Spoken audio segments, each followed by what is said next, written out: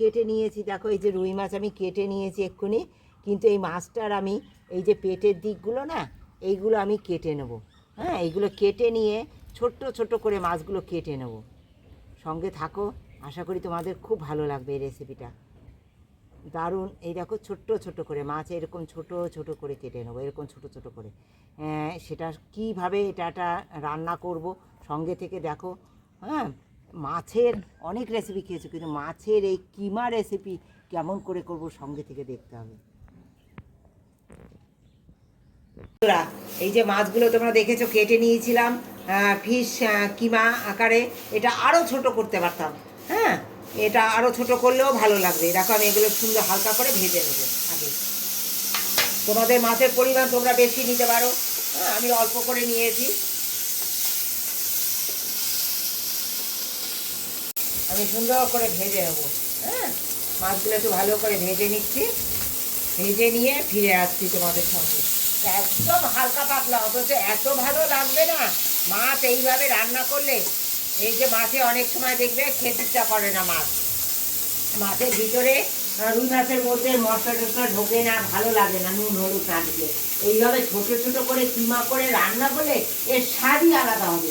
তুমি যে কোনো মাছ এইভাবে করো না, দারুণ স্বাদের হবে, দারুণ স্বাদের। বন্ধুরা সুন্দর দেখো আমি মাছ ভেজার পর তেলে কড়াইতে আবার একটু তেল দিয়ে দিয়েছি, তেলে দিয়ে দিলাম কালো জিরে। হ্যাঁ, মাছগুলো সুন্দর লাল লাল করে ভেজে নিয়েছি। পেঁয়াজ, কালো জিরে সুন্দর গন্ধ বেরিয়ে গেছে। আমি একদম অল্প তেলে রান্না করব। অল্প পেঁয়াজ দিয়ে দিলাম, পরিমাণ মতো টমেটো, একটা গোটা টমেটো দিয়ে দিচ্ছি বন্ধুরা। এখানে পরিমাণ মতো আগে হলুদটাই দিয়ে, লবণটা দিয়ে দেবো আগে, তাহলে পেঁয়াজ আর টমেটোটা তাড়াতাড়ি নরম হয়ে যাবে। খুব সাধারণ রান্না, কিন্তু এত অসাধারণ, মানে দারুণ লাগে খেতে। এইভাবে একবার মাছ রান্না করে খেয়ে দেবো খালি। মাছগুলো দেখো এই যে সুন্দর দেখো লাল লাল করে ভেজে নিয়েছি খুব কম তেলে। হ্যাঁ, হালকা করে দেওয়ার পরে এই যে আদা বাটা দিয়ে দেবো আমি পরিমাণ মতো, একটু মাছের যতটুকু দরকার দিয়ে দেবো, একটু জিরের গুঁড়ো দিয়ে দেবো, একটা কাঁচা লঙ্কা। একদম কাঁচা লঙ্কায় রান্না করবো বন্ধুরা, কোনো শুকনো লঙ্কার গুঁড়ি আমি এতে দেবো না বন্ধুরা। ঠিক এরকম কিমার মতো করে কেটে নিয়েছি, মাছের কিমার মতো করে। এই আলুটাও এর মধ্যে দিয়ে দেবো, দিয়ে একসঙ্গে সুন্দর করে কষিয়ে নেবো। মশলাটা দিয়ে আলু দিয়ে সুন্দর করে কষিয়ে নেবো, কষিয়ে নিয়ে ফিরে আসছি তোমাদের সঙ্গে। মশলাটা কষে গেছে, এবার দিয়ে দেবো জল। তোমাদের মনে হচ্ছে যেন আমি তেল আমার ইয়ে হয়নি, তেল তো দেখা যাচ্ছে না, কিন্তু না, আমি একদম অল্প তেলে করেছি। আর আলুটা আমার সেদ্ধ করা ছিল, যার জন্য ওটা বোঝা যাচ্ছে না। হ্যাঁ, আমার পরিমাণ মতো আমি ঠিক তেল দিয়ে দিই। তোমাদের যদি মনে হয় অনেক করে তেল দেবে, অবশ্যই তোমরা দিতে পারো তেল, ঝাল, হ্যাঁ, মশলা তোমাদের পছন্দ মতো দিতে পারো, কিন্তু রান্নাটা একবার এইভাবে করে খেয়ে দেখো। হ্যাঁ, দারুণ লাগে। একটু ফুটবার জন্য জোরে আঁচটা দিয়ে ইন্ডাকশানটা চালিয়ে দিলাম, ফুটে গেল বন্ধুরা।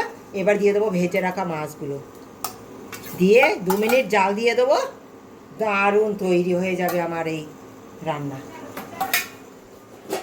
ঠিক আছে, আমার দেখো ফিশ কিমার মাছের কিমার রেসিপি কেমন লেগেছে তোমাদের এই রেসিপিটা একটা কমেন্ট দিয়ে জানিও। কারণ মাছ একঘেয়া খেতে খেতে গরমে ভালো লাগছে না, একবার এইভাবে কিমা করে হালকা পাতলাও খেতে পারো তোমরা, রসা কষাও খেতে পারো, রাজকীয় ভাবে খেতে পারো।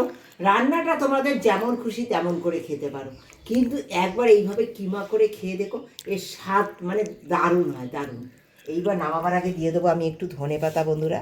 হ্যাঁ, ধনেপাতা দিয়ে, হ্যাঁ, ধনেপাতা দিয়ে দেবো নামাবার আগে, ভীষণ ভালো লাগবে। ধনেপাতা না দিতে চাইলে না দিও। হ্যাঁ, আমি কাঁচা পাকা লঙ্কা দিয়ে দিলাম, আর একটু কাঁচা সর্ষে তেল দিয়ে দেবো। যেহেতু আমি একদম কম তেলে রান্না করেছি, একটু কাঁচা সর্ষে তেল দিয়ে দেবো। একদম না রেডি, আমার সার্ভ করার জন্য একদম রেডি। ভালোবাসা দিয়ে যারা পুরো ভিডিওটা দেখেছো তাদেরকে অনেক ধন্যবাদ, অনেক ধন্যবাদ।